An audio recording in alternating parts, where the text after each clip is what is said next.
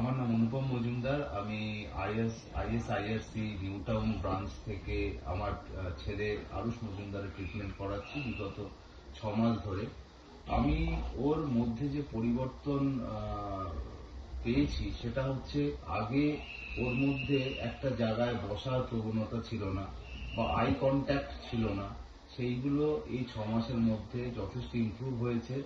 পাশাপাশি আরো কিছু বিহেভিয়ার, যেমন গ্যাদারিং এর সঙ্গে মেশা এবং বাইরে কোনো আউটডোর গেমের মধ্যে অন্যান্য ছেলেদের সঙ্গে মেশা, এই ব্যাপারটা অনেকটা ইজি হয়েছে এবং একটা কনফিডেন্স লেভেলও ওর মধ্যে বিল্ড হয়েছে।